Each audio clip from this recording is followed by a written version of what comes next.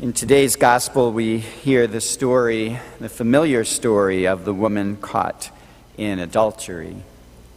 And we are familiar with Jesus' final response to the people, "Let the one among you who is without sin be the first to throw a stone at her."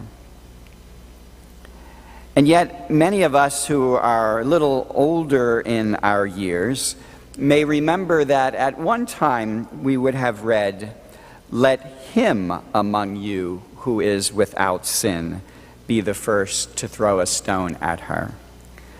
But somehow in the intervening years, perhaps with the move to make our pronouns gender neutral, "let him among you" got changed to "let the one among you."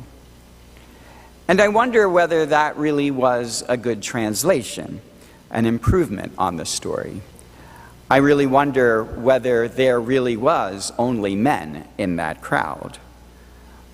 For example, they are referred to as the scribes and the Pharisees.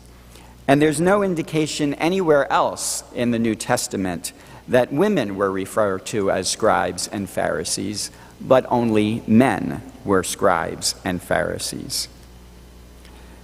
Many women particularly will notice, whatever happened to the man caught in adultery? Why wasn't he brought before Jesus as well? Well, again, if the crowd was all men, it would be understandable that they would only pick on the woman to bring before Jesus.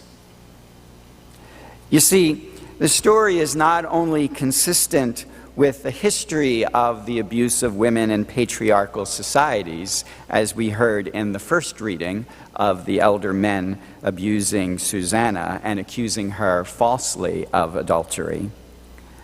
But it's also very consistent with a sin that many of us find ourselves committing, and that is the sin of abusing the other.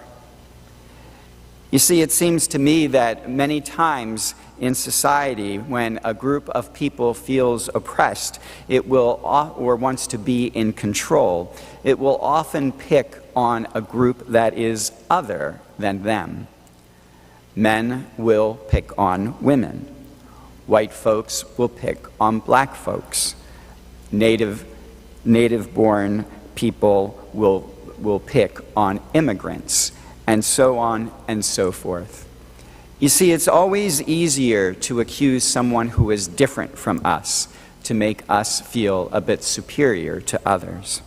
And in fact, that is really the sin, I believe, that is borne out in the story of the woman caught in adultery.